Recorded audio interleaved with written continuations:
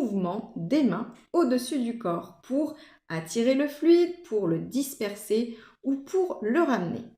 Alors ces passes, elles ont également des directions symboliques. Vers le bas, c'est pour faire descendre le feu, calmer. Vers le haut, ça va être vraiment pour dynamiser. Alors l'imposition des mains, c'est vraiment placer ses mains sur une zone douloureuse pour donner le flux, pour absorber le mal.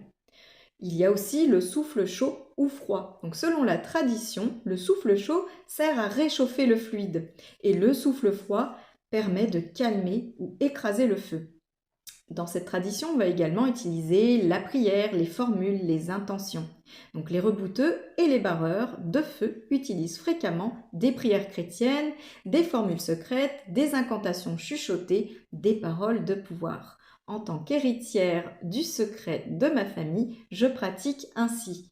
Mais j'ai aussi une formation en Reiki, donc pratique orientale, et je vais mixer ces deux techniques pour un peu de précision, pour une appréhension du soin un peu différente. Voilà, je vais vraiment créer mon syncrétisme énergétique. Alors, dans le magnétisme traditionnel européen, les paroles servent surtout à focaliser l'intention. C'est vraiment un élément central du magnétisme, même dans le magnétisme moderne, c'est très important. Donc, en magnétisme traditionnel européen, à la différence des pratiques énergétiques comme le Reiki, on va utiliser surtout les sensations corporelles plutôt qu'une vision énergétique systémique. Donc on va observer le chaud, le froid dans les mains, les fourmillements, mais aussi les tiraillements dans les doigts ou les sensations de densité et de vide. Alors parfois en Reiki, on peut avoir aussi toutes ces sensations, mais ça c'est vraiment propre au magnétisme européen. Donc c'est vraiment une forme de perception intuitive et pas une lecture de centre d'énergie.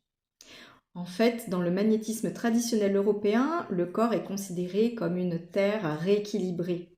La vision paysanne du corps, elle est très organique finalement. Et l'énergie, on peut considérer qu'elle est stagnante comme l'eau dans un champ. Alors s'il y a de la douleur qui monte ou qui descend, voilà, on va pratiquer ce rééquilibrage.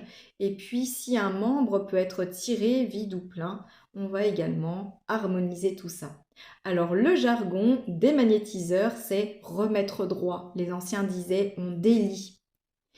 On fait dériver le mal aussi vers la terre ou vers l'eau. Dans une prochaine vidéo, je vous parlerai de l'approche orientale des systèmes énergétiques chakras et de leur harmonisation. En attendant, je vous souhaite une bonne journée et vous dis à tout bientôt. Allez, ciao!